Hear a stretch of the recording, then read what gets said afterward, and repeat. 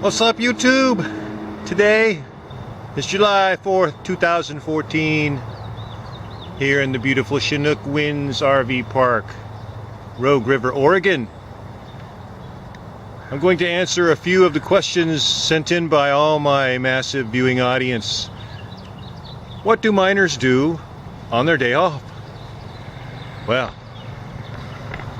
for one thing, we repair our wetsuits. After thoroughly drying them out, we look for all the places that need a little more glue.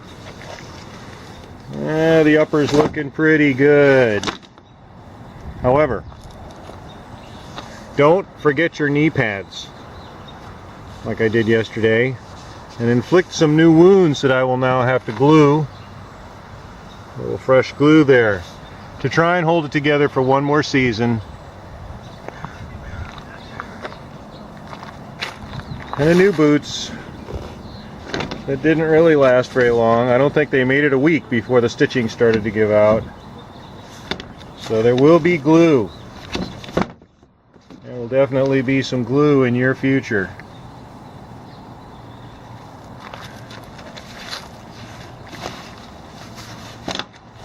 You really have to watch it because these things come apart amidst the stress and strain. I thought I had a zipper that was losing some of its integrity. So on top of repairing the wounds to my own skin, I got to repair the wounds to this underwater skin. Yeah, there we go. Zipper starting there. It's my covering there. Just glued up, dry out. So we just bits of inner, let it dry. Make for a little so you can tube. I've had to patch mine to add some pretty large areas of inner tube here into a locked spot that was getting battered, torn up pretty bad. Get it to last a little longer. Same for my dive booties. The heel was getting worn through from being worn inside the boot, rocks and everything else. Burn it out, so a little rubber inner tube does the trick. But I couldn't figure out how to glue it on there and make it hold its shape while the glue's set. You know, a proper foot shape, make it look like a foot, so the patch would sort of fit. Until I took a balloon that I could insert and then inflate, and it blew up the foot while the patch dried. And then to get the balloon out, I just popped it, and good as new. And we like to come down and look at the river. That's the other thing we do on our day off. We just got out of the river from being in it all day, every day. So what do we do on our day off? Well, we come look at the river. In this case, it's pretty, quite scenic.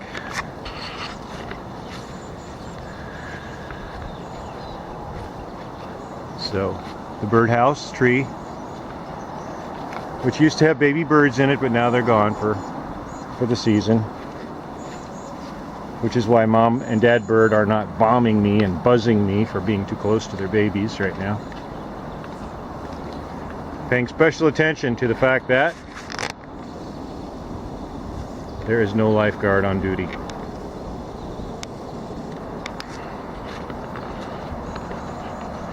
It's just beautiful out here.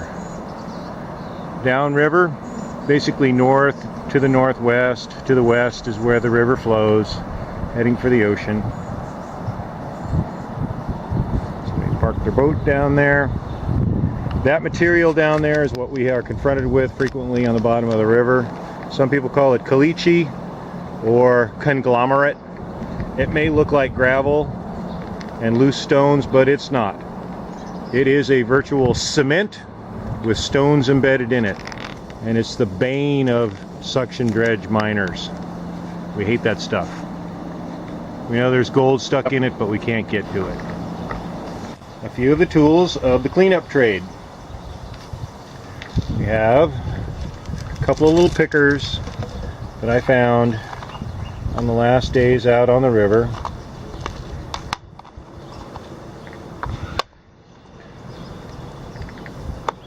And it's very important that I do this without them falling out.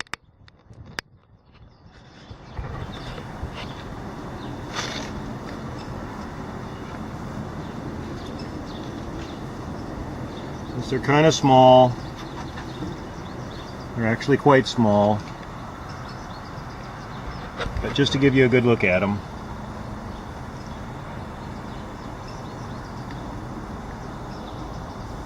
Sorry about the focus. It's probably having issues deciding what it should be focusing on.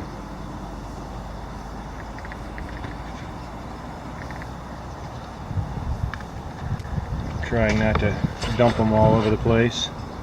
There's my fingertip, and that's how big they are.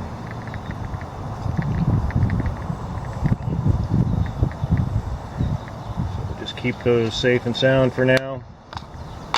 Another little one inside here from the previous day. These are the concentrates from yesterday and today.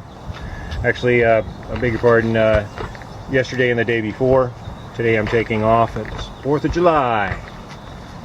Got a little pan to remove mercury since this area I'm in is loaded with it. A couple of snuffer bottles, a little jet dry to break the surface tension so the really fine gold doesn't float on the top of it, a magnetic remover for magnetite, the iron particles and rocks that are magnetic, pans, a classifier for 20 mesh, everything that's 20 segments per inch. Everything smaller than that is minus 20, everything above that is plus 20, and our pans with a mixing tub full of water. Alright, try and set this aside so that you can actually see something with it. Give you a look at how I process my concentrates.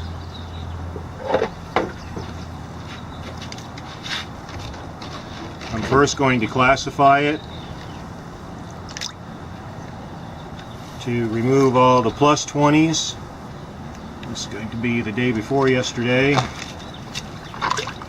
And take the material, put it in the classifier.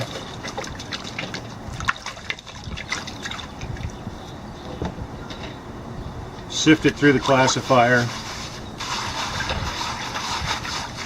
into the pan, so everything that's going through it is minus 20. The finer gold, which is the bulk of it. I'll be surprised if there are really any plus 20s because this area just does not have it. I was surprised to see those two pickers show up.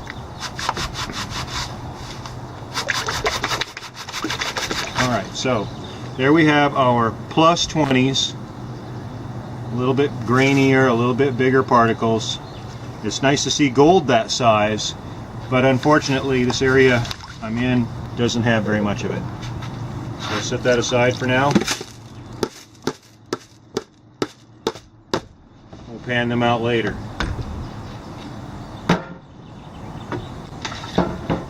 Now I take another pan, a little weight to hold it on the bottom of the mixing tub, otherwise it sloshes around and floats, and we'll pan out the minus 20s, which is the bulk of the material. Got a lot of black sand in it, so as I pull off the black sand I'm going to dump it into something else. I'm going to put it in another little pan as I work it out. Typical panning procedure. You want to emulsify the material, completely get it fluid so the gold, which is the heaviest item, goes to the bottom, and then a little at a time gradually pan off the lightest material that stays on top.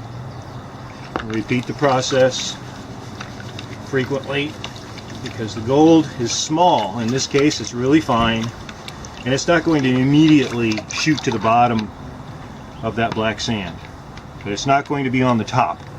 What's on top is the very lightest gravel, sand and gravel, until you start seeing it get black again. That's the black magnetic and non-magnetic black sand. So we capture a little of that on the bottom of our magnetic device, which then releases it when you release the plunger, it pulls the magnet back inside, and the magnetic stuff falls off. So I'm going to repeat this process, carefully agitating so that the gold goes to the bottom, and carefully panning off small amounts of the lighter weight stuff on top until I've reduced it all the way down to just a little bit of the black sand left and the gold.